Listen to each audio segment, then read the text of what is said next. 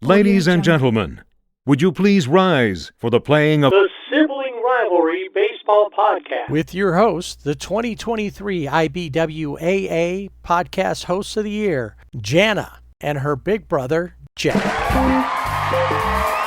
Time for another episode of Sibling Rivalry Baseball Podcast. With you today, me. Yay! I can't say as always. Since I missed last week, and I'm gone for a week. Oh, and Jana's here. Yes, hello. She's not siblingless today. Neither one of us are. I leave, and all of a sudden, our podcast that generally talks about Dodgers and Angels becomes Rangers talk. What in the world? Who cares about they played? And you know what? I noticed by some weird scheduling fluke, we're going to be Pirates talk today. That's right. Because of the way the schedule was. So anyway, here to discuss and here to wrap up April. Because once again, by the way things were scheduled, we were able to see the end of two series, the Dodgers and the Marlins and the Angels in Seattle. And so we get to put a, firmly put it in to the first month here on the first day. It's MAyDay, MAyDay, MAyDay. Question is, are either of our teams feeling that they need to start saying that? We are on social media, Twitter at Sibling Rivalry BB without the A. And on Instagram and Facebook at Sibling Rivalry BB with the A. Stop in, check out our website, siblingrivalrybb.com. The Salute to Service hats are out. Not a fan this time around. They're a little light colored. I like the darker. I'm fine with camo or the olive green, but not real crazy about these, but I have to look and see some others. See if maybe a couple of them, grab me. But they're out there and available. And you can buy them through our Fanatics link and support the show. It's time for Dodger baseball. You were hollering, MAyDay, MAyDay, MAyDay. The question is, after these three series, we're going to kind of overview, is that still the case? And or should it be the case, even if it's not? Well, I was maybe sounding an alarm, but I also said the sky isn't falling. Didn't think we were there yet. And as we get into these series, they get better. I was nervous about the Dodgers going in Chicago because on the international opening day, they played Chicago in Japan and they beat them 2 games. So it's like, oh, awesome. But then Chicago comes to LA and not so good. I mean, at all. I only have to say one thing, 16-0. Exactly. That's all you have to say. And now they have to go into Chicago for 2 games. And this is it. That's the end of the regular season series. With the Dodgers and the Cubs. But it was another crazy game at Wrigley Field. They tend to have them there, and especially this year. Yeah, this season. First game goes into innings, so 10. The Dodgers scored 1 in the first. The Cubs scored 2 in the 5th. The Dodgers scored 1 in the 6th, 5 in the 7th. The Cubs scored 2 in the 8th and 1 in the 9th to get to innings. And then Ian Happ hit a single to score Vidal Bryan, and that was the end of the game. But it wasn't before Tanner Scott, who I think pretty much has been designated as the Dodger closer, he threw a fastball right down the middle And Miguel Amaya was like, thank you, and hit a home run right into the basket in Wrigley Field. And that's what tied the game, and then the rest is history. So, but in the game, Tommy Edman hit a home run, Andy Pages hit a home run, Will Smith hit a home run, Dustin May was on the mound, Mike Eminaga was on the mound, and they had somewhat similar lines. May pitched 5 innings, Eminaga pitched 5 2/3. May gave up 7 runs. Mike gave up 5 runs. Can I call him Mike? Yeah, I was second. just thinking that we should probably every once in a while throw in his real name is Shota. Yeah, but Shota. Dustin May had 3 walks. Eminaga had 2. 5 strikeouts for May, 6 strikeouts for Eminaga, and then May gave up a home run. Eminaga gave up 3 home runs. So somewhat of a similar line. So, and it was a good game. I mean, even though the Dodgers lost overall, if you're a baseball fan, you would enjoy this game. I mean, I enjoyed it up until the Dodgers lost, but so be it.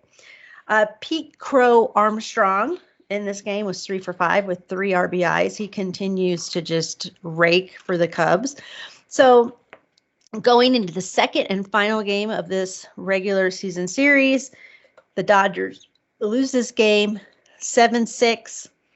It was a bullpen game for the Dodgers, and it was just rough. I mean, Ben Casparis was Casparius, right? Mm-hmm. I always want to say it wrong. 2 2/3 innings, gave up a hit, didn't have any runs, 4 strikeouts. It wasn't until Noah Davis came in and he gave up 3 runs, and then Jack Dreyer, uncharacteristically of Jack Dreyer, gave up 4 runs.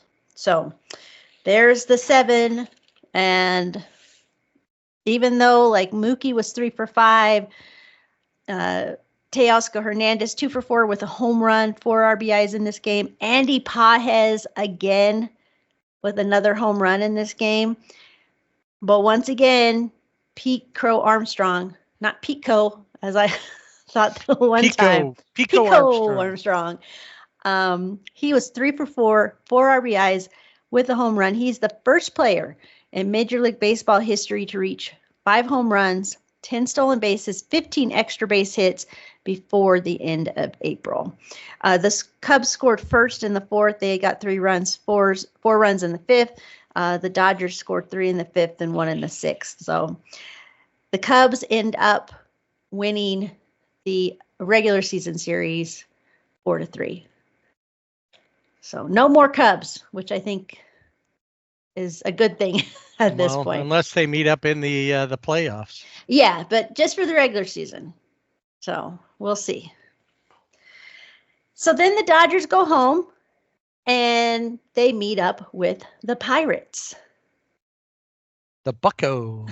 The only problem is in the first game, they couldn't do anything right. And that was mainly because of the man on the mound for Pittsburgh who had a phenomenal game, Paul Skeens.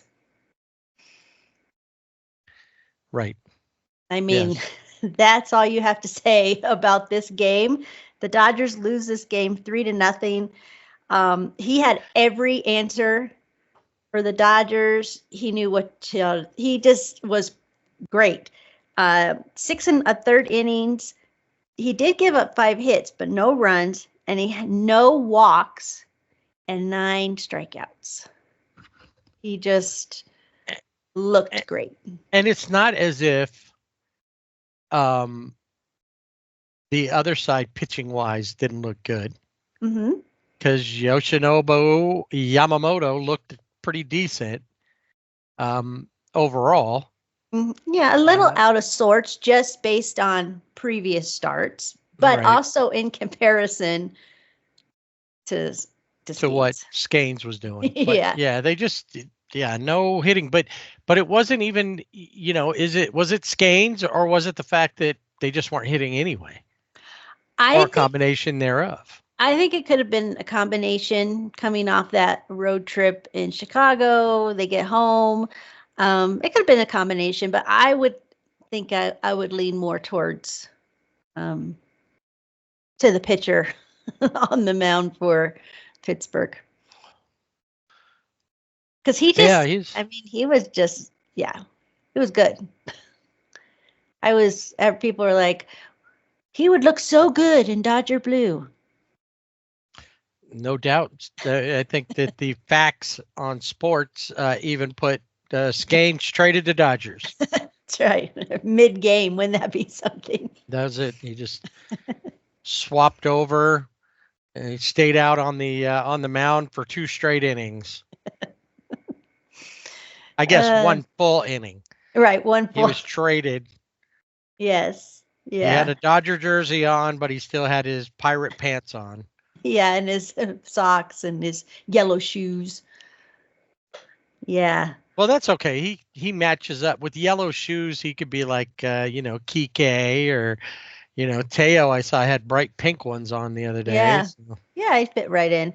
Yeah, I think in this game, that's really the story. I mean, the Dodgers just didn't do much at all in that game.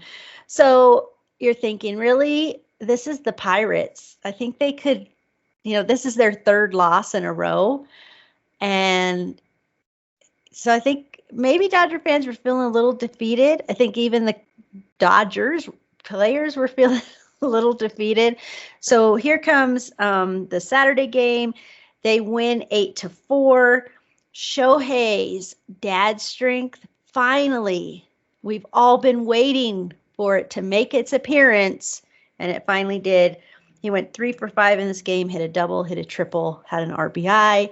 Roki Sasaki was on the mound, and he, I think with every start, looks better. Bill looks more comfortable on the mound, pitched 5 2/3 innings, 5 hits, 3 runs, 2 walks. And that's important because his walks he's given up has been like, 3, 4, it's higher. Now he's at 2, so that's good. Hopefully he can get to 0. That would be awesome. 4 strikeouts. He did give up a home run. The Hernandez brothers, Teoscar and Kike, both had home runs in this game. And Andy Pages was 3 for 4. Mm-hmm. So good win for the Dodgers, an 8-4 win. Yeah, Andy Pages had quite the series, as I recall. Yes. Then going into the last game, the rubber match, Dodgers win this game 9-2, but the focus really wasn't so much on the game. Teoscar Hernandez was 1 for 3. He did hit his 200th home run of his career. Freeman was 2 for 4. Ohtani was 2 for 4. Andy Pages, 4 for 5, 4 RBIs and a home run, but it was really Tyler Glasnow who had garnered all the attention because he was out there. He pitched for an inning, gave up 2 hits, 2 runs, 2 home runs. They were back-to-back. First one to Andrew McCutchen and then Enrique Valdez. He left the game due to shoulder discomfort. He said he felt something grab in his shoulder. And you could see him during the warm-up tosses that he was shaking that shoulder. And then he came off the mound and yelled, like bent over and like was yelling in frustration. Dave Roberts immediately and the trainers came out and they pulled him. He didn't undergo any imaging, but he was being examined by team doctors for overall body soreness. So, what does that mean? I don't know.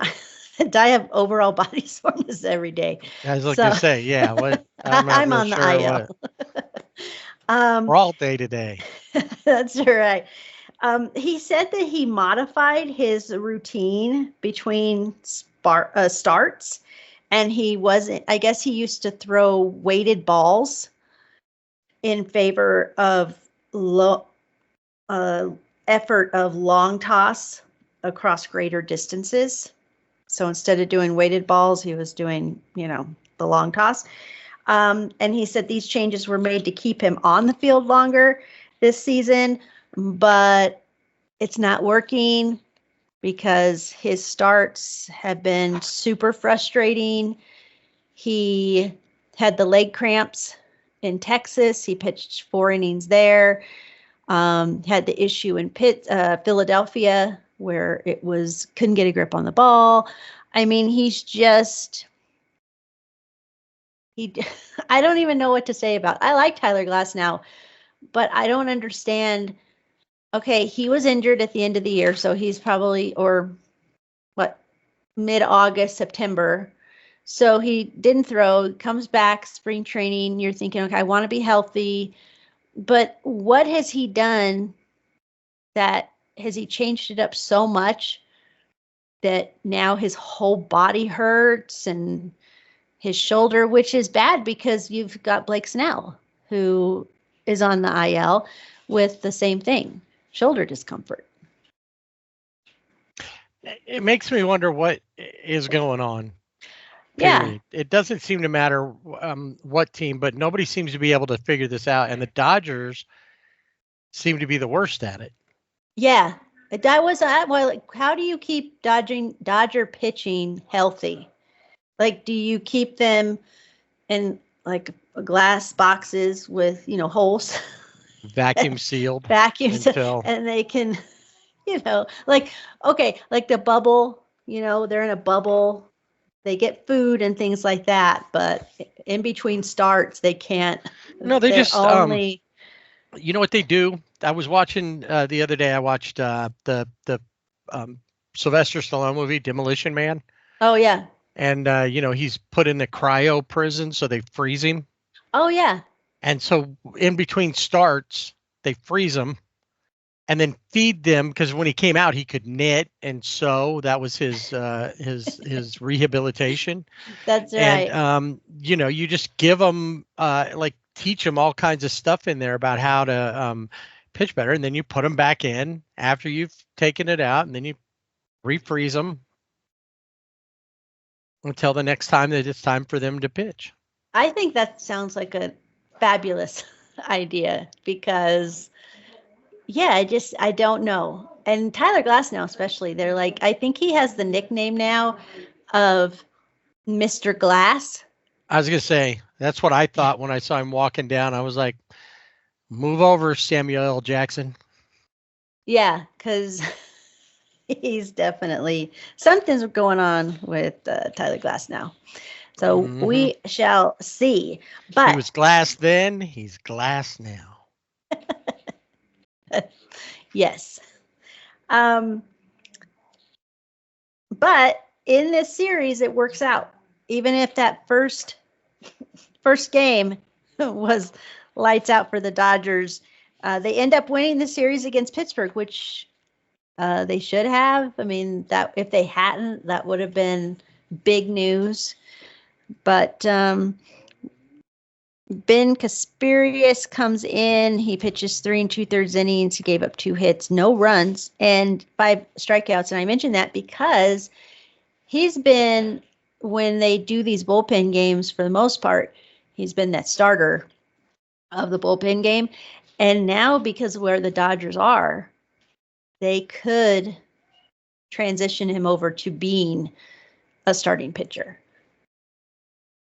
So. Right, yeah, because they're needing something. They've got like 12 or 13 pitchers on the IL, and that doesn't include Shohei because technically Shohei's not on the IL, right? But he's in his rehab process, so and that's going to be a while. So, because they're taking him, that's very cautious, and then some, and then some. Yeah. And then some. All right. So, last series before the Dodgers head off on a 10-game road trip, they meet the Marlins, and it's the Marlins. And the first game was like, I can't believe buddy this. Clayton McCullough. Yeah, Clayton McCullough's back. He got his World Series ring, and the guys were super excited to see him. He was really happy to see all of them. I miss seeing him at first base. I like his personality more than Chris Woodward. Yeah, Chris Woodward. He just is kind of, I don't know. Chris Woodward, there's something about him in his beard. Maybe. It just doesn't look quite right. Yeah. Yeah. I think, yeah, that is true. But yeah, so he's back as the manager of the Marlins. And this first game, I think at one point it was 5-1. The Dodgers are up 5-1. You're like, of course they are. It's 5-1. And Dustin May is on the mound for this. I think personally they could have kept him in to pitch the sixth. He had 2 runners on. I think he could have gotten himself out of that jam, but instead, Dave Roberts puts in Anthony Banda, and he promptly loads the bases. I mean, he already had 2 on the base, but he loads the bases and gives up a grand slam to pinch hitter Dane Myers. And just like that, it's tied. 5-5. Yeah, well, I mean, when you say pinch hitter, but he's playing well. He's hitting well for him. He's hitting over 300. Yeah. So it's not as if it was just some random guy batting, Max Muncy area. Yeah, but he came off the bench. So. Yeah, but he starts in other games here. He does, but I wasn't quite sure. Maybe he should just pinch hit because some of his plays were like, are you sure you're an outfielder? I don't know about that. I don't know. Anyway, but in this game, Max was 2 for 4. So that's like, okay, something's going here. Andy Pages continues 1 for 4. Teoscar Hernandez hits his 201st home run. It was a 2-run home run. And then Miguel Rojas was 3 for 3 in this game. But 5-5 going into innings, and it's late. Like the game starts here because of an hour difference. So it's 8:10, and it goes into innings. And I think at some point I must have dozed off. You know, where you just kind of doze off, like just for a few minutes, and you wake up, and it's 6-5, and I'm like, this is very crazy.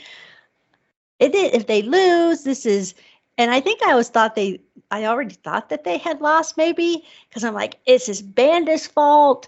I can't believe it. They lost against the Marlins. And then the baseball gods shine down on me, and the Dodgers were still playing. And Tommy It was only Edman, a dream. Yeah, Tommy Edman, who had been given the night off, comes in and hits I think he came in the 8th inning, but he hits a single in the bottom of the 10th to walk it off. Andy Pages, Michael Conforto both score, and the Dodgers win 7-6 in that game. So that was an exciting game. Even though I wasn't sure, So I was in some kind of fever dream. I don't know. Well, I'm not sure what the deal was. The Dodgers were one of 3 teams that scored 15 runs on this night. They were along with the Yankees and the Rangers, but this one, you think, oh, this will be nice to see Sandy Alcantara. Yeah, thank you. To see Sandy Alcantara back on the mound. He had Tommy John surgery, went through all, rehab, and yeah, he's not right. Well, if you were a Dodger and wanting to get some hitting in, you were happy to see Sandy. You were very happy, especially Shohei. First leadoff home run I mean, I think it was the first pitch. It was it? I don't First, remember. second pitch, I don't know, but it seemed like it was. He didn't get very many pitches in before Shohei hit a home run. Dodgers are already up 1-0. Yep, it was the very first pitch. He only goes 2 2/3 innings. He gave up 7 hits, 7 runs, 5 walks, only 2 strikeouts, and a home run. So, and what's interesting is he was having issues with the pitch comp. And then they were talking about on the broadcast that the Marlins do not let the pitcher or the catchers call the pitches. So it comes from the dugout. I thought that was interesting. Yeah. So anyway. If I'm, what's his name, Augustin, who's hitting well, but apparently they don't trust him to call a game. Yeah. So that's got to be kind of demoralizing as a catcher. Maybe, yeah. I mean, I don't know. I mean, the Marlins are a young team, and there are a lot of, I think the majority of their lineup, I didn't even know who they were. And I heard them talking that it's like here they have, this is like the 29th game of the season, and they've had 29 different starting lineups because he's just trying to figure out what's going to work, who's doing what, where. It's not like when you look at like the Dodgers lineup with hitting wise, they don't have as many guys batting over 300 or batting higher. They've got some guys that are doing some hitting, but they're just bad at everything else, I guess. Yeah, I guess so. Yeah. In this game, it was a bullpen game for the Dodgers, which is, I guess, just a common theme. It is a normal thing for the Dodgers. I think most teams, that's not something they go to. I think the Dodgers are comfortable with doing bullpen games. They know how to do them, how to figure it out. And that's what this game was. And it started with Jack Dreyer, who pitched 2 innings, and then Matt Sauer, who came up from Oklahoma City in a corresponding move because Tyler Glasnow is on the 15-day IL. He pitched 5 innings, and then Luis Garcia pitched an inning. And then Kike Hernandez pitched an inning. He made his Major League pitching debut at Dodger Stadium. He's pitched before, but on the road. And he is the only Major League Baseball player in the modern era to score multiple runs, play multiple positions, and have a scoreless outing on the mound, all in a game he did not start. Oh, wow. And I don't know if you saw his pitching performance, but it was quite entertaining. I did, yes. He threw some interesting pitches that even got a couple of the batters to kind of raise an eyebrow, like, okay. And, of course, he was wearing the protective pitching helmet thing. Yes. Which I'm sure he did on purpose. Yes, just for comedic value. Yes, because that is Kike. I mean, pure whatever he can do to get a laugh. Andy Paz has continued his hitting streak, going 3 for 5. He had his 6th home run in this game. Freddie Freeman was 2 for 2 with a double. So, thinking about it, that normally when you think bullpen game, you think 6 or 7 pitchers. Mm-hmm. They did this with 3. Yeah. And Kike. Well, and that's the thing, is that's what I'm saying. I think the Dodgers have figured that out. Like, because it's become part of their pitching situation, I guess. Mm-hmm. And when you hear, oh man, a bullpen game, this isn't good. But yeah, the Dodgers have, I don't know if they figured it out, but it seems like they have. Maybe. And But yeah, maybe, that's I don't know. like you said, it's like going back to normal for them. Yeah, So, exactly. But a lot earlier because in that the was, season. yeah, but what do you do? That's Yeah, the there thing. isn't anything. I mean, it doesn't always work. I mean, you saw the bullpen game in Chicago. Jack Dreyer, who usually is great, Yeah. didn't look his best. So Well, that's going to happen yeah. sometimes, that you're just, so, yeah. So last game of the series, and Dodgers win this game 12-7. Big news here: the Catman, meow, is back on the mound. Whenever he struck out a batter, I don't know if you watched the game or you could hear it, they would play a meow sound in the stadium. Yeah, no, I couldn't. I was only able to see some of it. I didn't get to see. Well, he was back on the mound. This was his first start since August 18th, Like 2020. 681 days or something like that, I think is what Yes. they said. And he pitched 6 innings, which is awesome. Gave up 6 hits, 3 runs, 9 strikeouts, no walks. Nice. So and he got the win.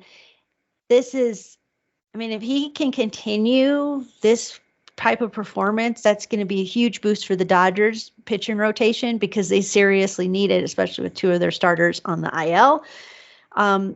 This is the big one. First home run of the season for Max Muncy. Woo! He needed that. That has been the monkey on his back. And he also had a triple in this game, but he needed that home run. And even as he was going around the bases, you could see him just, kind of exhale. He gets in the dugout. His teammates are hugging him like they were yeah. That's so like, happy. Freddie Freeman was like, hallelujah. Like, thank you. Yeah, so yeah, that was probably Tony Gonsolin's return. Yes. And Max with the home run. Yes, definitely. Now, the Dodgers picked up Yoandres Gomez. He was I think he had been DFA'd by the Yankees. They picked him up. He tried to give the game to the Marlins. He gave up 4 runs on 3 hits, but the Dodgers held on to win 12-7. So felt bad for him. Probably. Yeah, maybe. I could only guess. But I want to go back to Max Muncy in Chicago. He was going to the team bus, and I don't know if it was first night, the second night, but it was in Chicago, and a fan yelled at him and said, "Hey, Max, you suck." And I think this fan was probably drunk because he also told Max he was going to fight him. So whenever somebody says, "I'm going to fight you," they're probably not all there. Right. But they were like, "You suck." So then there were Dodger fans who were like, when the team gets back to LA and Max Muncy comes up to bat, we're going to give him a standing ovation so he knows that we're behind him. And I'm thinking, okay, that's nice, but maybe Max Muncy needed a fan to tell him to his face that he you sucks. suck. Like, I think he needed it. I mean, maybe he was already like, I know, I don't know. Tell me something I don't know. You can't say anything about me. I'm not already saying about me. Exactly. But I mean, sure, that's a nice gesture, but come on. Yeah. In over the 8 games of this series, Max is hitting 200. He has 5 hits, a home run, 1 RBI, and has scored 3 runs. So I'm hoping that with this home run, that will fix him. That the broken Max is come back alive. Well, what's his next opportunity? Well, he'll be in Atlanta. So yeah, Atlanta for 3 over the weekend, and then in Miami. for 3. For 3. Get that Marlins series out of the way. Out of the way. And then on their Then way. the Braves too, because they played the Braves early in the season. So Right. that'll be Yes. done. So No that'll more. be done. And so no more Braves, no more Marlins. And then they will go to Phoenix and for the first time to meet and play a team in their own division. They'll play the Diamondbacks right. for 4. Interesting. Yeah. So are you ready to give Max a break here? Because like just a few days ago, like you I were was texting the me, one. I got a lot to talk about Max. It's going to be Festivus all over again here because I got problems with Max. I need to talk about him next time. Disclosure, it was not me in Chicago. I wasn't the one. No, but I was thinking it. No. Yeah, I'm ready to get, but I think, I mean, he knows, you can tell, and I thought it was awesome. He got a home run, and I just think that for somebody, especially somebody with like Max, who hits, I mean, that it's either feast or famine somewhat with him. But even before he hit this home run, he had other hits in the series, had a double. So, he was getting there. He was working his way up. So hopefully it continues. Is he the player of the week? No. He needs to look at what Andy Pajes did. Exactly. Who went 9 for 10, over a stretch, and went from batting about in the same neighborhood, 170 something, to batting 270 something. Exactly. Over that time frame. And Max Max been getting on base. He's been walking in that, but he's also struck out a lot. And just not getting a lot of hits. And so this hopefully, like you said, this is the turnaround. Yeah. All right. So if he's not your player of the week, who be? My player of the week can be none other than Andy Pajes, who over the 8 games hit .545, 18 hits, 4 home runs, 9 RBIs, and 9 runs scored, and made some really good plays out in the outfield. Especially with Roki Sasaki, he has saved him many times where a ball has almost gone over the fence, and he's caught it. Yep, he's done a good job, and I go with that too. Andy Pajes has really turned it around, and grabbing hold of that job. He didn't want to lose it. And I think it's awesome to see Teoscar Hernandez he's the mentor. Andy Pajes is the mentee, and when he's getting those hits, you can watch Teoscar in the dugout. He is so excited for him. It's awesome. Like it's like a father-son kind of thing, almost getting excited, and being up there to throw the sunflower seeds into Andy. And then when Pajes gets a home run, Teoscar, of course, always is the guy, but to throw the sunflower seed. So that's an awesome relationship, and definitely something that has worked really well for Andy.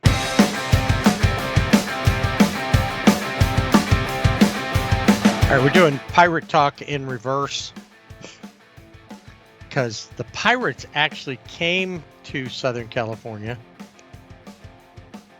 to Anaheim first, and then went to the Ravine. A very easy travel for them. Yes, and this actually, during this series, brought up more reasons why people have issues with the ownership and the leadership of the Angels. So Pittsburgh comes in, they're going to play their 3, and it's like a midweek, Tuesday, Wednesday, Thursday, and Thursday being a getaway game. Normally those games are played during the day. Like when we talk about the game in Seattle or the Dodgers Marlins game.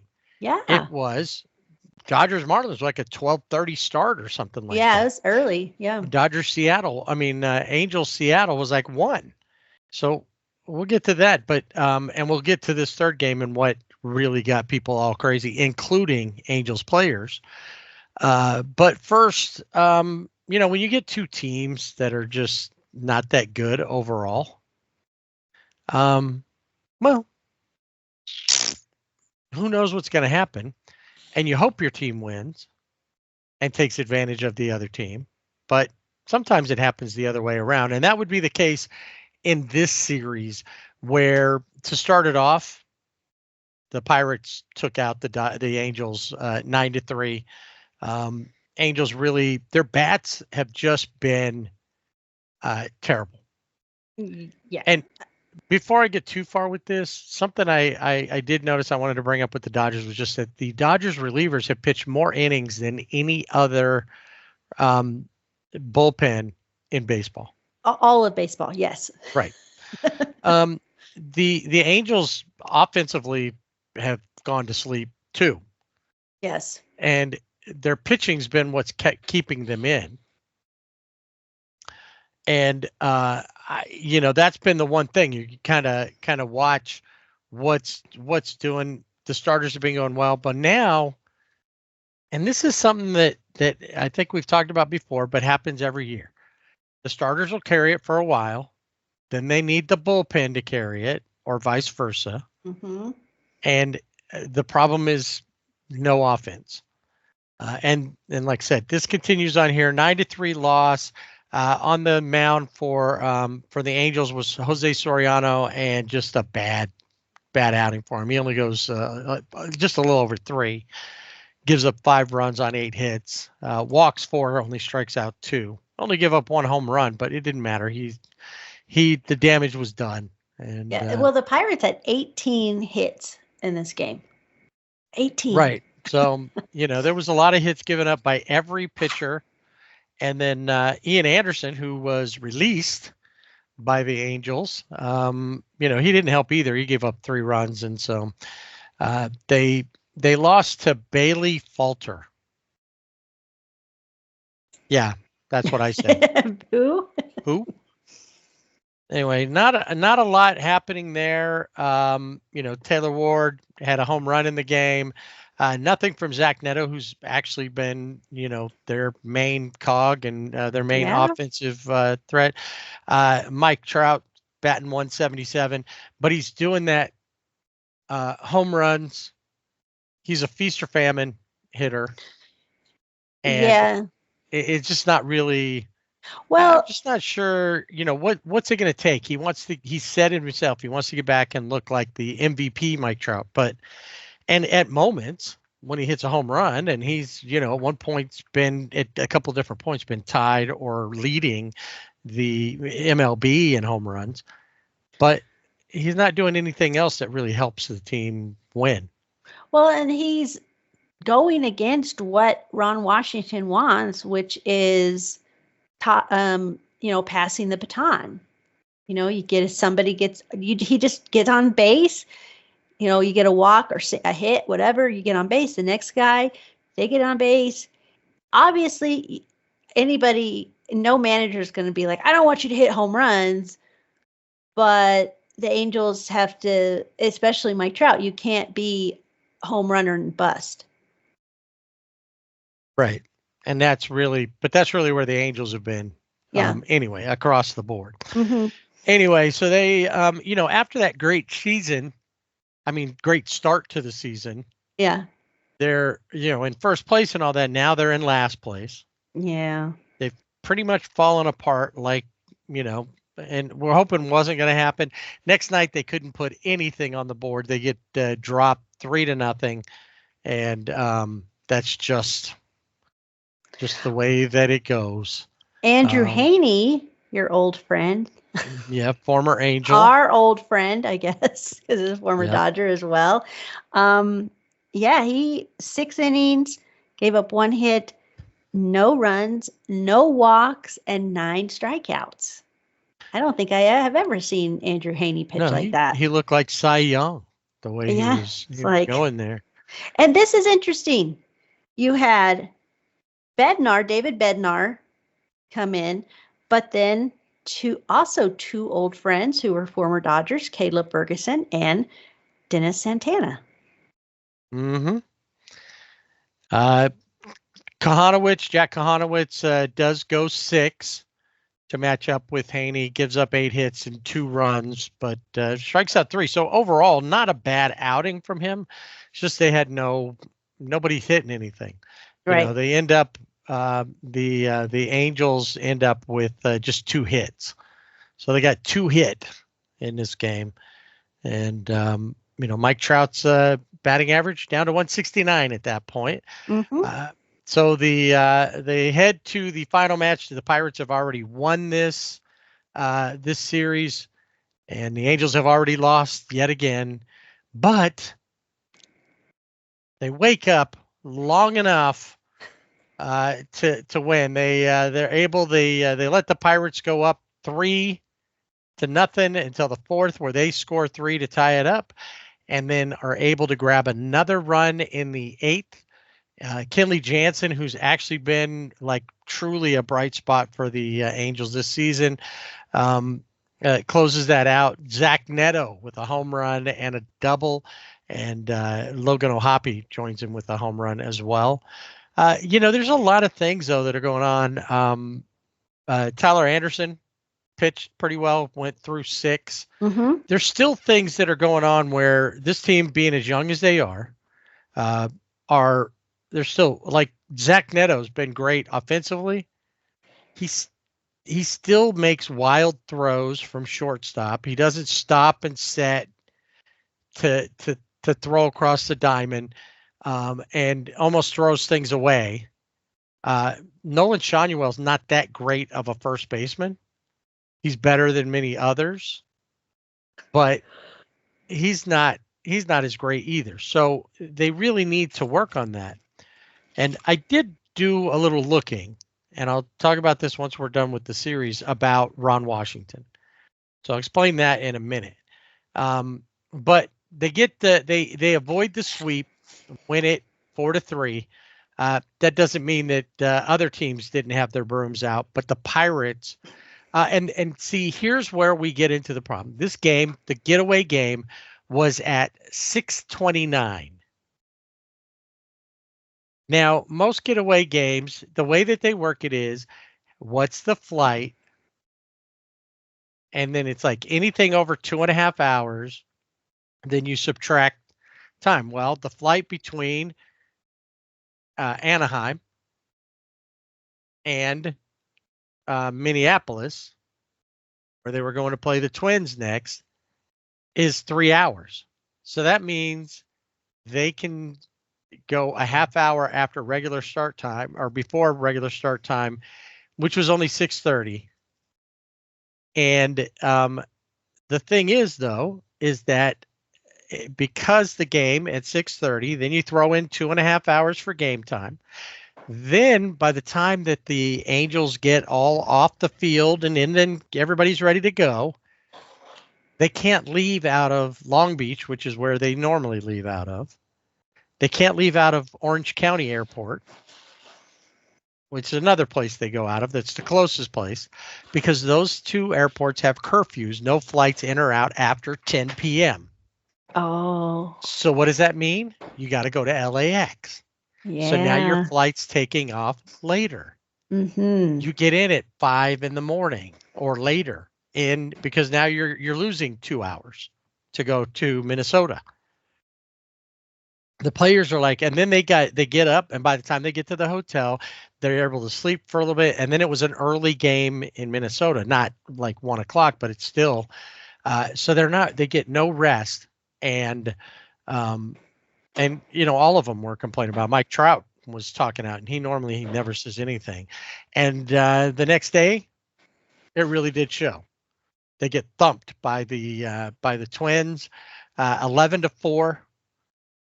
It's like, why they even bother to show up? Now, on that, Mike Trout did go 2 for 5, brought his batting average up to 185. The question is, will he ever break 200? The other thing that I was hoping during the Pirate series is Mike Trout has never hit a home run against the Pirates. That's the last team he's never homered against. Really? I didn't know that. Still didn't. But he did homer in that route loss to the Twins, as did Logan O'Hoppe. Yes. Zach Neto with just one hit there, but yeah, it was the Twins who tear him up. Kyle Hendricks just looking bad. 3 innings, gave up 7 runs, broke somebody's forearm with a pitch. Oh yeah, And, kid right. making his debut, I think, is and Yeah. former And that, Marlin Pablo Lopez for the Twins. Oh yeah, as I say, the series in Minnesota was kind of wonky anyway. Obviously, with their travel, and it didn't make sense for them to have such a late start time. And the only reason why they would have the well, a lot of people thought is because when you have a night game, you have higher attendance, you get more money. Well, and the other thing that they thought was, if you look at the way that the rotation was going, there was an anticipation that Paul Skenes was going to pitch in Anaheim, not in Los Angeles. But of course, Rob Manfred called. So MLB said, no, that's not going to happen. Right. And well, it didn't. Because you have to have the marquee matchup on a Friday night. That's right. Yoshi and Paul Skenes. And so the Angels lose out, and their players paid for it. And I wonder too, yes, I get that kind of travel and the way that it works, that they obviously weren't thinking about the players. No. They're just thinking about how much they could get, how many people they could get in, and the money. And they don't put the money really back into the team, not the way other teams do. Yeah. I mean, obviously, we talked the Dodgers, the Mets, and the Yankees. These are teams that put money back into the team, and they just don't do that. No. Well, the other thing about this series is at the same time when they're playing the Twins, you also had the Timberwolves were playing. I think is it the Stars? Yeah, it was. They NHL, had hockey playoffs, NBA playoffs. The Lakers were there playing the T-Wolves, and then of course the Angels. So yeah, that didn't help, but that doesn't mean that that may bring down attendance for the Twins Angels. Well, yeah. But the Angels can use that. The players can use it as an excuse. Yeah. Well, as to why they got swept this because they played bad baseball. They did. And that's, the next night they lose it 5-1. And what's going on with Kikuchi? Like I don't know what happened with Yusei. He fell apart. I mean, he's not been what they'd hoped. He hasn't been right. He hasn't been bad, right? He just hasn't been great. Right. Jose Soriano had been the best pitcher they had. But he only goes 2 innings in this, gives up 4 runs on 9 hits, no strikeouts, which hasn't been a big thing because the Angels in general haven't been striking out people. Ryan Johnson struck out 4, but yeah. Yeah. So, but it's just not, there's just nothing going on there. It's like, just to give you an idea, I was trying to watch a game, and at commercials, sometimes I'll go look and see especially if there's a couple of games going on, I'll go, because sometimes there's a game on TBS, sometimes the Dodgers and the Angels playing at the same time. So I'll swap between games, and I was flipping through and I saw that You've Got Mail. Oh, yeah. You've Got Mail was on. And I ended up watching that and not going back to the game at all. Yeah. So I don't, what does that say? I don't know. But I think it says a lot, actually, when you. But I haven't watched that. I haven't watched that in a while. Probably, I don't know, a couple of months ago I actually watched that. It'd been a while. So it's like, oh. So Ron Washington, he likes to kind of move things around, see if something might happen. moves Mike Trout to the leadoff spot. Mike Trout promptly drops his batting average to 170, going 0-4 with a strikeout. Zach Neto, not much better, but he's hitting 294 comparatively. Taylor Ward's under 200. There's just not, I don't know. There's just nothing going on there. No. They're not hitting. One guy hitting is one thing. The pitching is kind of fallen off. Another subpar outing for Jose Soriano. This time he goes 5 innings, but he still gives up 4 runs on 5 hits. Does strike out 4. Well, I think the big issue here was Joe Ryan. I mean, he kept the Angels scoreless for 7 innings, gave up 4 hits, no runs, 11 strikeouts. Oh, was that Joe Ryan or was it great, or was it the Angels just being that bad? I would think if you're Joe Ryan or you're a Twins say fan, you think Joe Ryan was a badass. Great. Yeah, but it was against the Angels. So, the luster, like playing against the White Sox, you're just like, or the Rockies, probably a better, and it's like, okay, it's done. Yeah. And, obviously this doesn't mean it's the season's over. They're not going to do anything. They could come back around, but it doesn't seem to look like it. It seems like they're already beaten. Well, especially because they had a very surprising start to their season that I don't think anybody really saw coming. And now they're in a short amount of time, are right back to where they were last season. Right. Didn't take long for them to collapse. But the thing is, every year they have a spot where they come up and they're playing well, and then and everybody goes, "Oh, we didn't expect that," and they get this nice run. Sometimes there's been really bad start first half, second half they play really well. So it's like, what is it that they need to do? I think there's problems on every level with this organization. So before we address that, Angels finish up in Minnesota. They do get a day off, and Sundays are always day games. So they get a day off. They can travel to Seattle. And they also see coming up is that after this Seattle series, they don't leave California for the month of May. Between playing at home, I think the A's or one of the other teams in California. I don't know if they play the Dregs. I don't remember what the schedule looks like, but I do think they play the Dodgers at some point in that as well. But they only have 2 in Seattle, a place where everybody has a hard time hitting except for Mike Trout, right? That's the thing. Mike Trout hit 33 home runs in that stadium. Yeah, he loves that place, I would think. Let's see. Game 1, 1 for 4. Mike Trout, 1 for 4. That's it. They lost 5-3. And it was like a home run from Logan O'Hoppe, who's been pretty consistent there, throwing stuff up, but he's made some bad throws, and they're just not solid for as much of a defensive fundamentals kind of coach that Wash is. You don't see it very much. And it's not like they're trying to be fancy or something. They just don't play heads up baseball too much of the time. Yeah. So they're the league leading of the AL West. The Mariners are on top.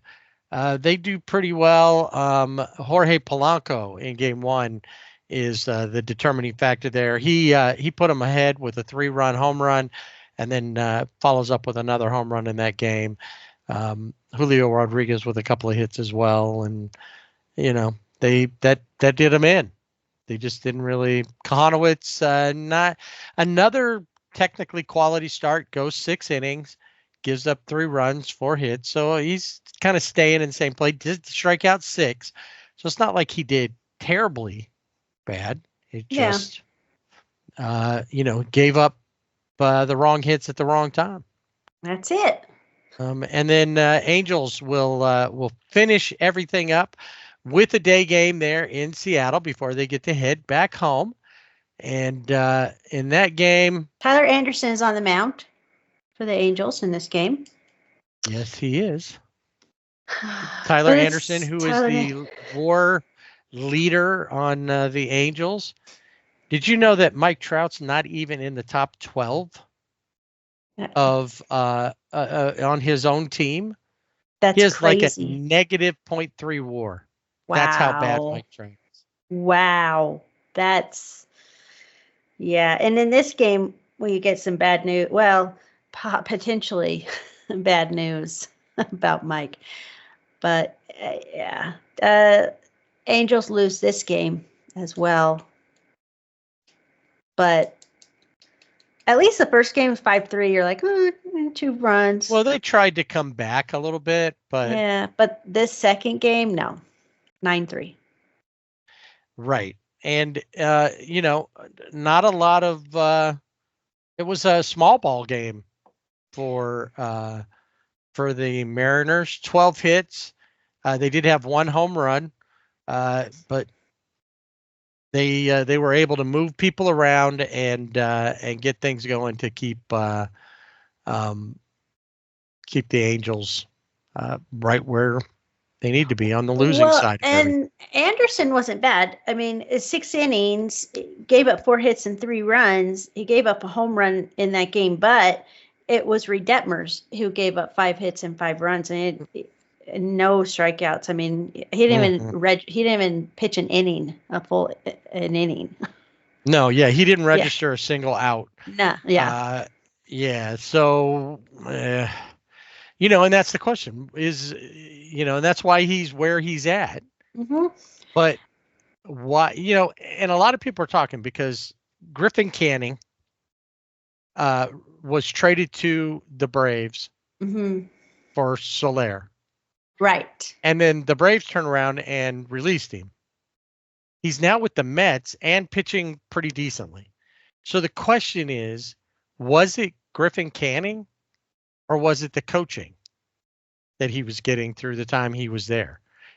We saw the bright spots that were maybe he was pushing himself beyond the coaching.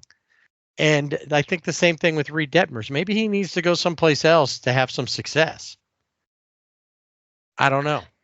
That's the thing. I just don't think that pitching wise, the Angels, have had issues for a long time. I think Bud Black was probably one of their last good pitching coaches. So I don't know what to do with that other than say, okay, you're done. Sayonara. Yeah, that's the end of it. Auf Wiedersehen, goodbye. I just, no, I did look because I got to thinking, I was reading through, a few stories, Angel stories, and of course, Angels Twitter, seeing what was being said there. And a lot of people are like, it's time to get rid of Washington. Yeah. And I thought about it and I said, okay, maybe he's done. He's been around a long time. He just celebrated his 73rd birthday. And interesting, up until last year, he had never won a game as a manager on his birthday until last year. And then he went back to losing this year. Yeah. So he, but I noticed, I went to look at what he did with the Rangers. And he was there for 3 years before they turned it around. And the Rangers went to the World Series a couple of years back to back. Mm-hmm. And then they played well after the series. So a couple things are going to happen.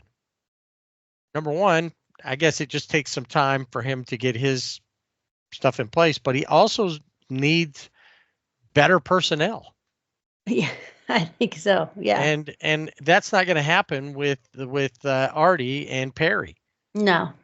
And I don't even know if Perry could be a good GM because he's not got any. He doesn't have any support higher up. Mm-mm. No, not at all. So we really don't know what the potential is for him as a GM. I don't think. The Angels. Well, I mentioned Mike Trout. In this game, he left the game after running out a ground ball in third. He had left knee soreness. So I'm assuming he'll probably be day to day at this time. We'll keep an eye on that. But the last 7 games, the Angels are 1-7 and or 1-6 and have have batted 189 as a team. Right. Yeah, they're down there. Rockies, Angels, White Sox. All bad. Just terrible. I mean, I would say it would be if you rank them. Angels. Then what? White Sox, and then Rockies. And then Rockies. Yeah, Rockies are at the bottom. Which I want to mention. I went back. I did the show by myself, and it's a little odd because when we're together, we bounce back up, and you have someone to talk to, and like when you're just doing the podcast, you're talking, and you don't always hear what you say or you think, So I had said, what will the Rockies, what's going to become of Bud Black, and that the Rangers front office would have to make that decision. Well, the Rangers office, they do not have to make that decision. Well, but maybe they should. But maybe they should, because the Rockies front office is not going to do it. No, and is it really Bud's fault? No, I think they have. I think the Rockies, if you looked at the Rockies and the Angels, just GM wise, owner wise, very, very similar, and their farm system similar. There are some good players in the system, but they aren't really getting an opportunity. I think Ryan McMahon is just wasting away in Colorado. Yeah, but that's what they say about Mike Trout, or used to say about Mike Trout. Yeah, but that's true. I think Mike Trout's done. Yeah, no, I think he's at a point in his career where this is it. I think he'd rather, he's not going to say it, but I think he'd rather hang out with Tony Rendon than to play anymore. Yeah. He thinks he still can play, but I think he's focused on other things, and I don't think he cares. I really don't. I think he's got to find something because he's missing something. You said, Max Muncy's broken, when we were talking about it. Yeah. Mike Trout truly is. Yeah, no, he is. And we've heard this a lot with Mike Trout. He needs to be traded. He needs to go to the Phillies or, someplace at home. He's from New Jersey. But why would the Phillies want him? They don't need him. Point, why would anybody other than bringing him home the draw from that standpoint? Yeah. And maybe that would turn it around. People would come at the beginning. Yeah. Well, let's see. Because starting today, the Angels are in California for a whole month. Really. They don't leave the state until the 30th of May. Yeah. They've got the 3 straight series. Detroit, Toronto, and Baltimore are all coming in, and maybe playing Baltimore, who's playing terrible baseball. Yeah. I think the Baltimore window has closed. A couple seasons ago, I was ready for them to win the World Series. Now I'm not even picking them to even. Nobody's going to even invite them to go or even over to the house to watch. Yeah. That's how bad the Orioles have been, and they're sad they're not as bad as those 2 or 3 other teams we talked about. Mm-hmm. Then the Angels are head to down to San Diego. Then they go to the Ravine, and then they go up to play in a park that's still too good for them, the AAA park that is Sutter Health, And the A's, who are playing so much better baseball than. Well, and they've got to be selling that place out because they're selling $20 tickets. Right. And so who wouldn't go if you have the opportunity to go see a Major League Baseball game for $20, you better take it. Yeah, they finish up the month after the games up there at the AAA stadium. It's kind of odd. They didn't play Miami already when Miami was out here. Yeah. So Miami has to come back out just to play the Angels, and then the Yankees come to town a little earlier than normal. Normally the Yankees don't show up until August, but they will be here at the end of May before the Halos hit back onto the road. You got a player of the week this week? No, I don't. I just I went through, I looked. I always try to pick someone to find something. And I just said, you know what? No. I just can't do it. 180 I didn't batting, have one until just a 189 minute ago. As a team, and so no player of the week. My player of the week is Anthony Rendon for being smart enough to say that he was injured at the beginning of the season to miss all of this. I got to give him something. Finally, all right. Something that works.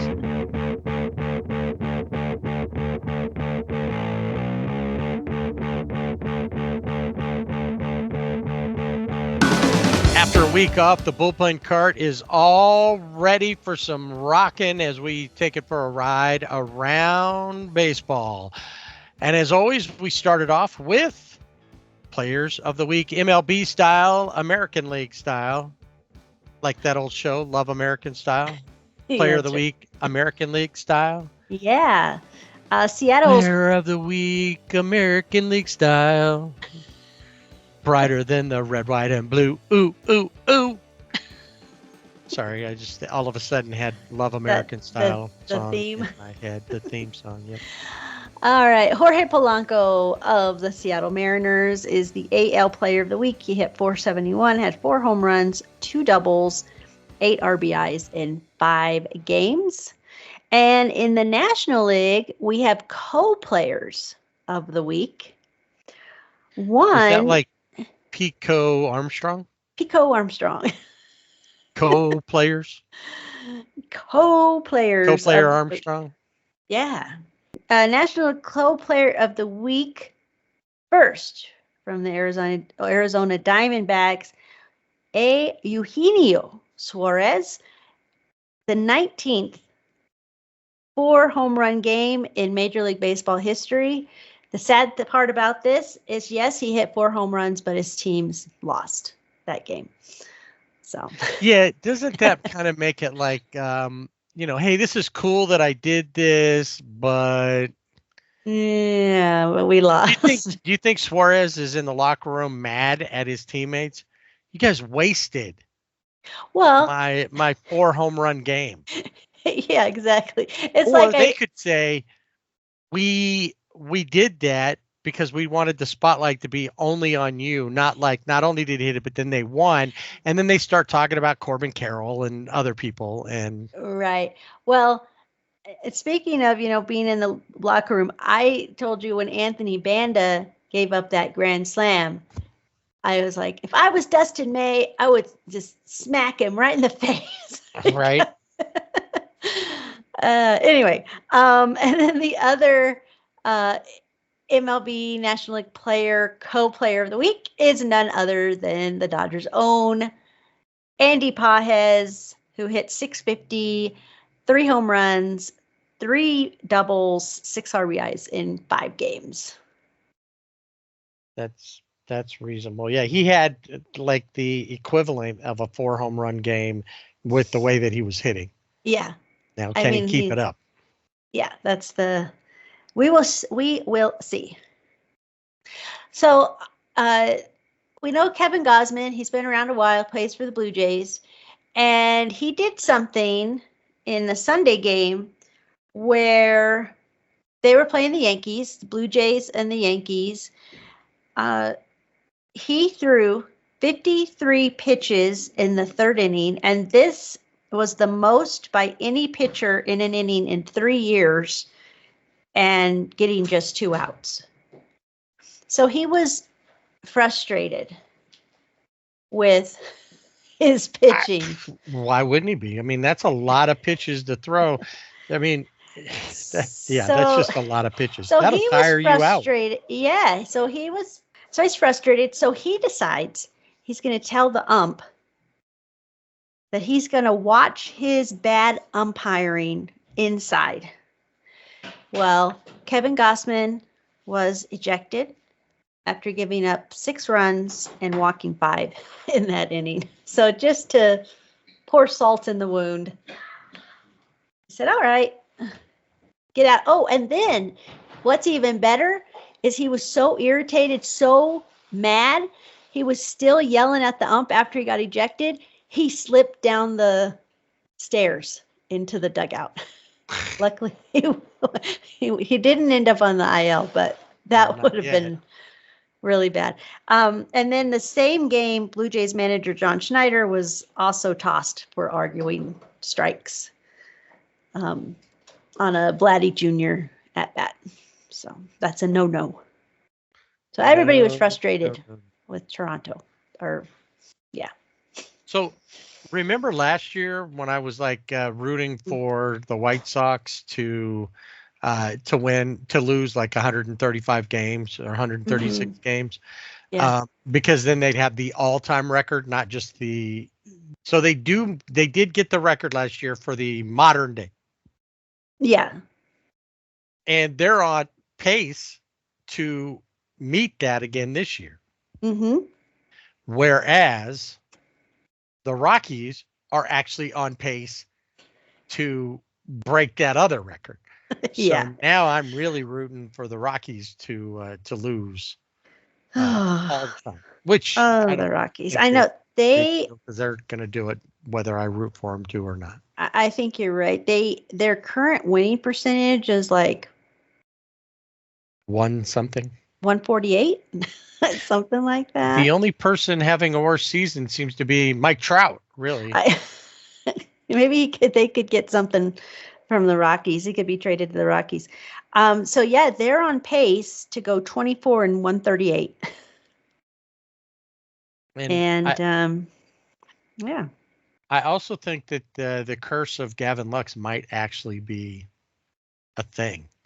Yeah. He's batting over 300 in Cincinnati. And, he's playing well. I think he had like a 12-game hit streak going, and I haven't seen if it's continuing on. He hadn't done any of that kind of stuff here.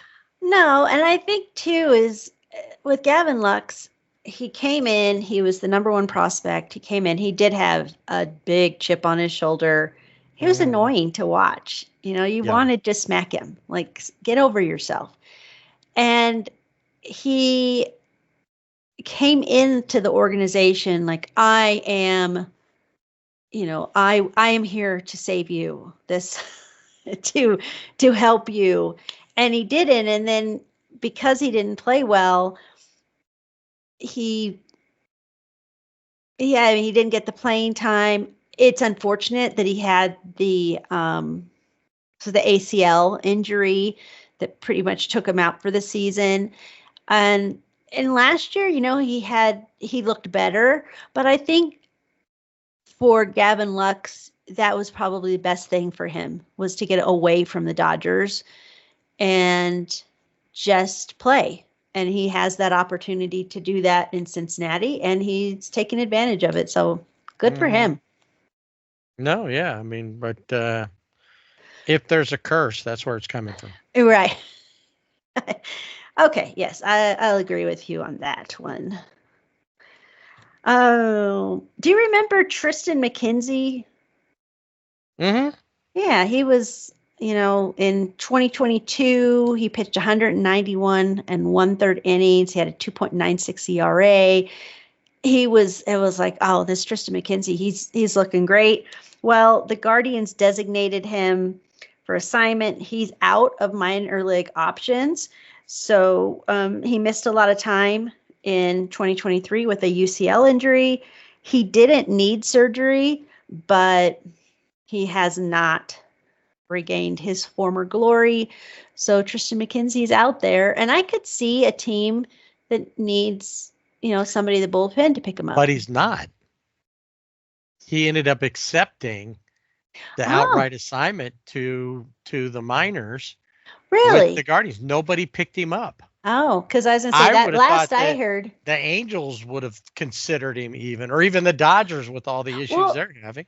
Yeah, I would have thought somebody did. So, okay. Well, there you go. So he is still with the Guardians. Assignment. So never mind. He's in developmental league down in Arizona. So they're hoping that they can rebuild him.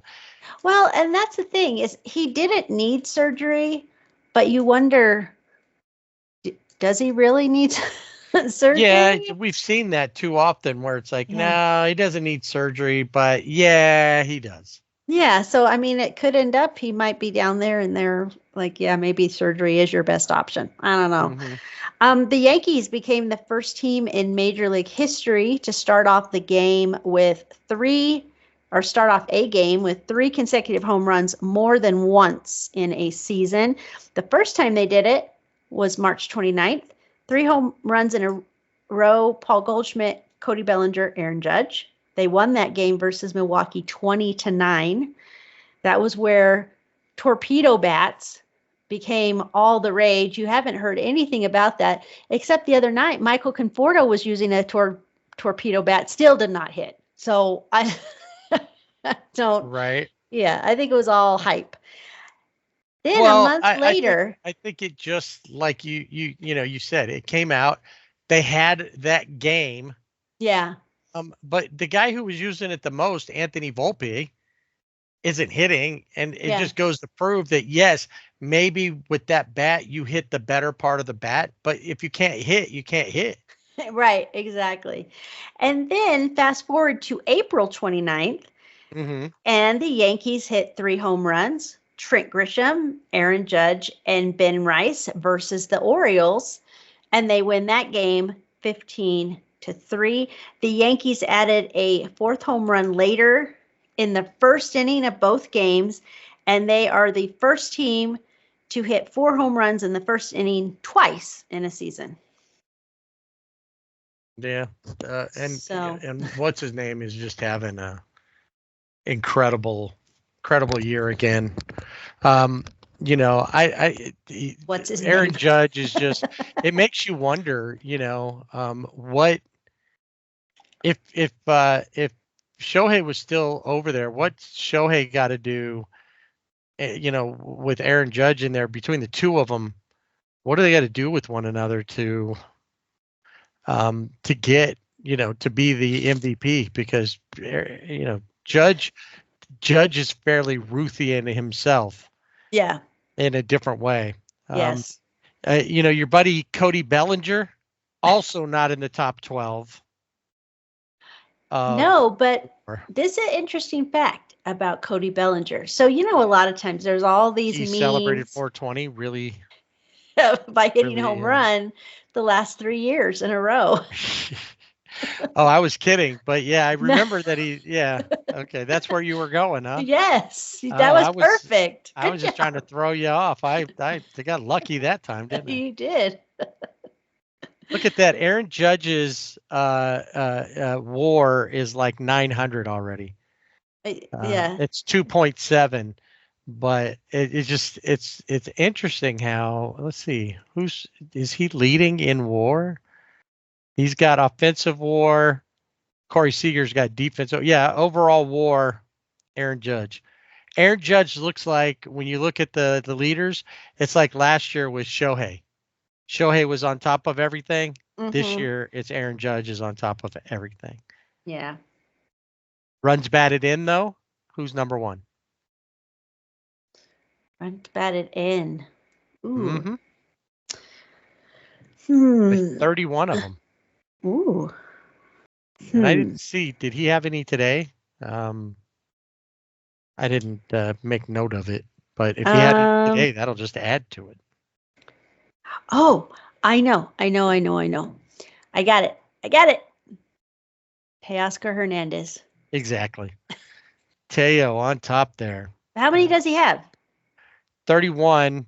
Oh no, Unless, I like I think said, he unless did, he and got he a did have, couple yeah. So today. third, I think he had an RBI today. I would think, I mean, they scored 12 runs Yeah, yesterday. sure. He had 3 stolen bases. Yeah, it's crazy. Let's see how many RBIs did he have? Teo he only had 1 RBI. Okay. So he's 32. It was a big RBI day for Mookie. He had 4. Yeah. Anyway, but yeah, Aaron Judge is just all over the place. It's crazy. So the Dodgers wore their City Connects in the game, Saturday game against the Pirates. So they'll break those out every once in a while. A lot of the teams, they wear them every Friday home game or every Saturday or whatever. The White Sox will debut their new City Connects tomorrow.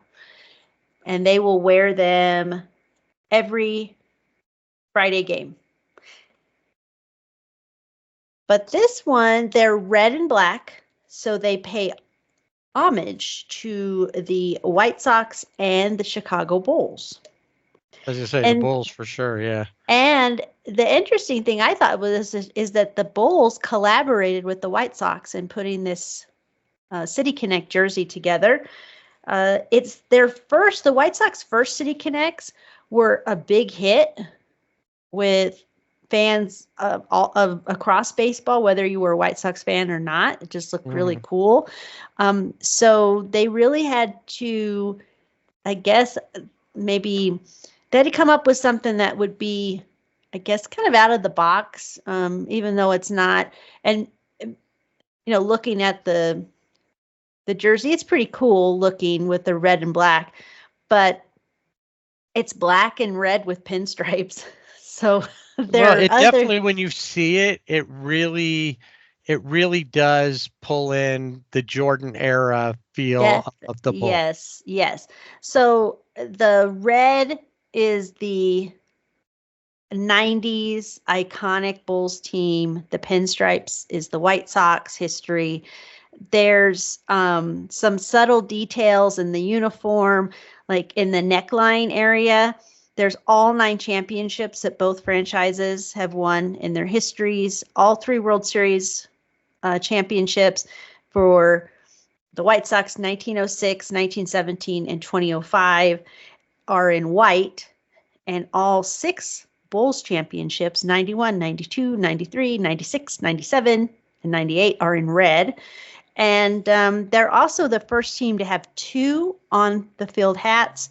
One is pinstriped and the other is what is being called Chicago bred cap. So. Okay. Yeah, there's no. So I guess if you're from Chicago, you can wear that hat because you're Chicago bred. But they're going to wear these uniforms at all Friday games throughout 2025. So I'm assuming also on the road. Because why not? Well, I would think, sure.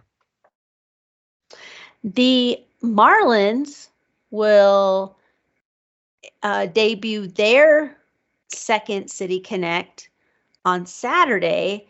And their first City Connect was a tribute to a Cuban baseball team, the Sugar Kings, and that, it was like red and I think turquoise. This time, there's not a whole lot to say about the new City Connects other than all you have to do is think of Don Johnson, Miami Vice, Jan Hammer doing Crockett and Tubbs. That's all you got to think. Tubbs. Yep. Michael Phillip Glass, Don Johnson, and Jan Hammer doing the Miami Vice theme. As soon as you see the jerseys, you can hear the theme because they're black, aqua, and magenta. and they're pretty. I mean, they look pretty cool, They but don't look much different than like the black uniforms that the Yeah. alternates that they wear there sometimes. really isn't a big difference, and that's what I wonder is, okay, why do all the teams have I guess all of the teams are getting their second City Connects. So Yeah, but who hasn't At had some their point. first yet? oh The yeah, Yankees, the A's.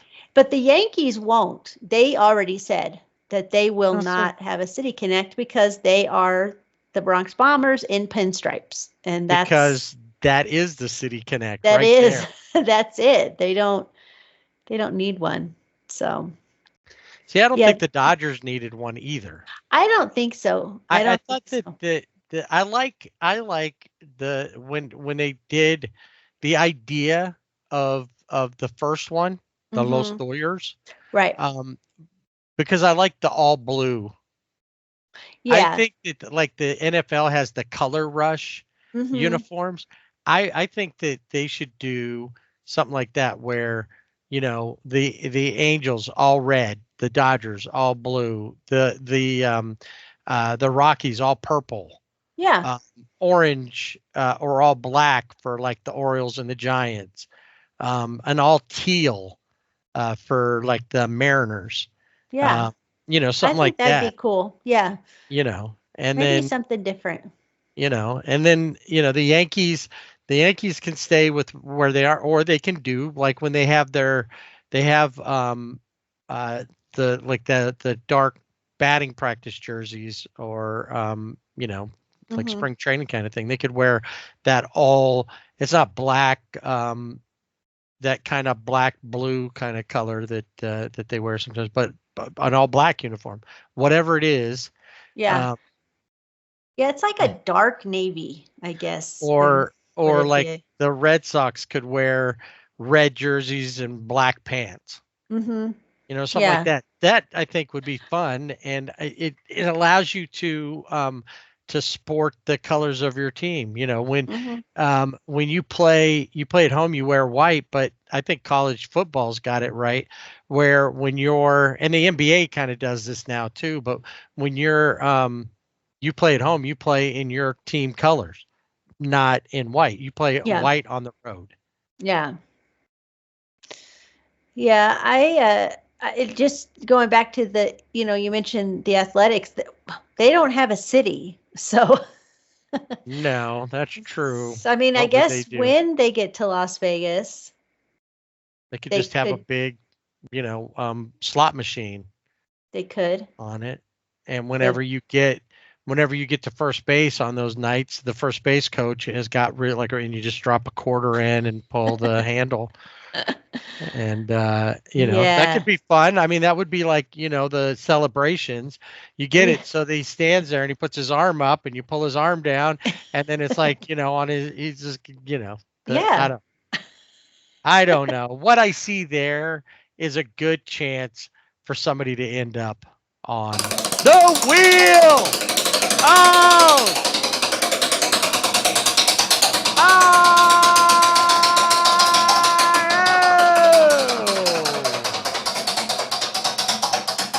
All right. So we had are you okay? Do you need to be on the wheel? I was We thinking had about to this, like there's a Ray Stevens song. Mhm. It's like they're the Do Right family, and he's like, "Oh, Bubba's gone so low, he done exploded." Ah. Oh, Ray Stevens. Mom and Dad and we saw him at Dollywood. I remember you guys saw him, but I Yeah. didn't know where it I was. think I've that's never. like the whole reason I think we even went to Dollywood, or maybe it was a surprise or something like, oh, he's going to be here. Anyway, it was fun. In Baltimore, Jordan Westberg is on the IL with a left hamstring injury. Mike Imanaga is the second is listed as day to day. Not really sure exactly Maybe he has overall body soreness. I don't know, but he just maybe you were looking at Mike Imanaga the first. I might have been. So we'll see. Cleveland's Paul Sewald has a right shoulder strain. And then the Mets, AJ Minter, has got a lat injury, and he may have surgery that could end his season. Oh. So, Jazz Chisholm Jr. is listed as day-to-day with a right oblique injury. He's got a right oblique? Oh, right. Right. Oh, right. An Oh, right right. oblique. Oh, right. Oh, right. It's all right. It's all right. It's all right. No, it's not. My oblique hurts. It's not all right. It's not all right. It's not all right. Seattle's Logan Gilbert is on the 15-day IL with right elbow flexor strain. Flexor. And then beware the flexor. Flexor. Kumar Rocker is on the 15-day IL with right shoulder impingement. That doesn't sound good. No. And Corey Seager is on the IL with a right hamstring strain. No. And he had been playing well. But that's the key is with Corey Seager is he has to stay healthy. And isn't that kind of the key for every player? It is, but especially he plays a lot better when he's hurt. I don't know why. Maybe. Injury. He's injury prone. And so that's what I mean by that. And then, he is not more injury prone than Anthony Rendon. Okay, he's the king of injury prone. Yes, he should be in the Hall of Fame of injuries. He could have a billboard. Injury prone, call 555. He might be entitled to compensation. $35 million a year. And then Washington's Paul DeYoung had surgery to repair his nose and sinuses.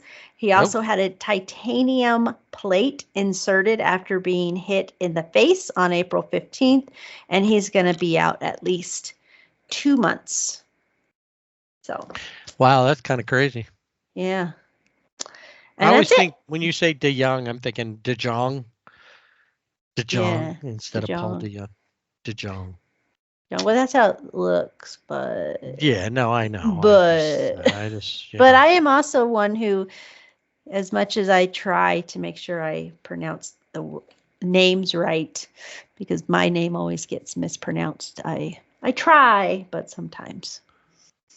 Right. So, but that's it for the wheel. You did had some guys come off the wheel, like Lucas Giolito is making. Start, I think, this weekend, maybe today. I don't know. Mm-hmm. And he had been on the IL. Luis Ariz is back playing with the Padres. So guys are coming off, but guys are jumping back on. Yeah, there's openings. Yeah, let's get on there. People have moved off. Let's get on there. Anthony Rendon, the mayor of the will of IL. That's right. He's like the supreme being. All right. So with May means that we're ever closer to the beginnings of college baseball playoffs. The World Series will start up in Omaha in June, but on our way there, we have all of the conference playoffs, and then we get to regionals and super regionals, and then finally to Omaha. So we're on our way there. Who's looking good right now? Texas, because they have been at the top, number one team in the nation, but the rest of the teams that were in last week's top 10 They all lost a combined 20 games, including 16 to teams that were ranked outside the top 10. So looking at the top 10, you have Texas, Arkansas, Clemson. Sorry, I went the wrong way. I have it written. Let me start over. In the top 10, you have Texas, LSU, Arkansas, North Carolina State, Clemson, North Carolina, Tennessee, Georgia, Auburn, and Florida State. Wow, you got 3 ACC teams: NC State, Clemson, and who else did I say? Oh, and North Carolina. Yeah. So and North Carolina and Florida State. Yeah, and North Carolina State, they were number 21. They moved up to number 4 because they swept Clemson. Oh, wow. So, Clemson dropping from number 2. Huh. Mm-hmm. Interesting. Yeah. West Coast teams West Coast teams. UC Irvine seems to be the team highest ranked, up at number 13. You had mentioned UCLA in the past. Oregon State coming in the mid teens there. So it'll be interesting to see how this goes out, especially if you're having games like that where North Carolina State or a team, can come in and beat up on one of the big boys and make that kind of a jump. Well, and that's the thing about college baseball is you get these rankings, but as we've seen in the past where they're number 1, but then you go to the regional, you go to the super regionals, and they're knocked out, and they don't even, they may make it to Omaha, but they're not a number 1 seed, or right. They're not where they thought they were going to be. Another one that I don't even see that always seems to be Stanford. Right. Yeah, they haven't been around. It doesn't seem like at all. So, and Stanford plays in the ACC now. So, oh, that's sounds funny, but yes, right. That's true. Yep. Well, with all the changes, Mm-hmm. So yeah, selection show is on May 26th. The regionals fire up on May 30th. Like I said, first day of the College World Series is Friday, June 13th. The finals happening on the weekend of June 21st through the 23rd, which isn't that typically around Father's Day? Yeah. So that'd be a good present. Yeah, trip to, let's see, what does it cost to go to College World Series? You can get tickets through NCAA ticketing. Buy tickets. You get single game tickets. It's funny, they have a future sites. It's like Omaha. Yeah. Omaha is the only site. It is. That is it. It's just like, the softball World Series. It's always in Oklahoma City. Right. And they're not moving from there. So, yeah, Ticketmaster, you can go get your tickets. What is this? June 13th for game 1 of whoever's going to play. It's a Friday game at 1 p.m. And depending on where you sit, you can't because tickets are sold out. Wow. Check back soon. So, I don't know. I wonder if they hold off on those until they find out who's going to go. Probably. So they get the proper amount of tickets to the schools. Yeah, that would make sense. And then open up everything from there. But they also have, I believe there are also like season tickets. Oh, yeah. For that, because there are people that have like every year they go and they have what would be like a season ticket for the College World Series. That's the only place I've ever heard of that. That's pretty cool. Yeah. Well, I was thinking maybe could move to Nebraska. Yeah, that would be cool. And then we could go to the College World Series. Exactly. That'd be the reason. That'd be the only reason to live in Nebraska. Oh, why? Nebraska. Why did you move here? Just for one World thing Series. a year. That's College it. World Series. That's all I need.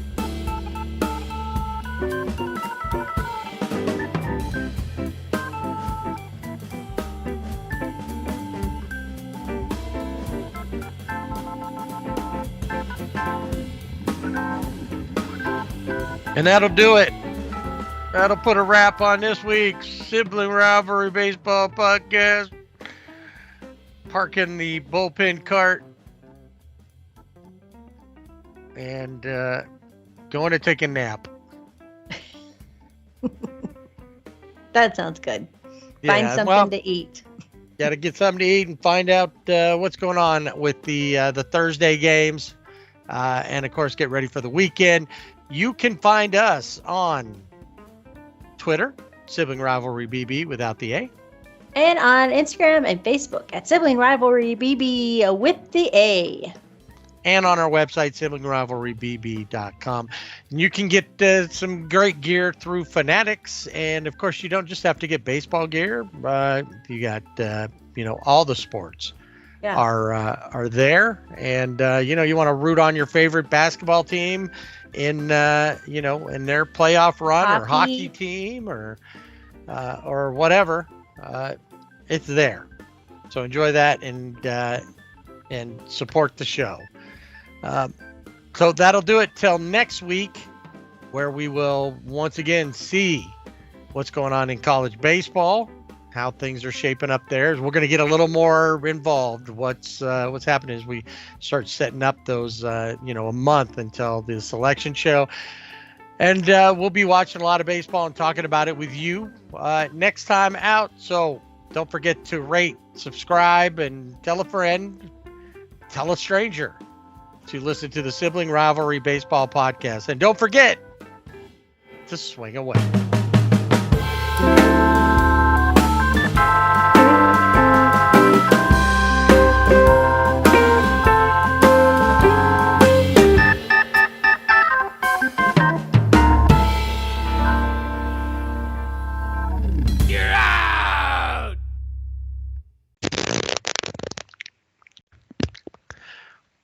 Kind of hungry.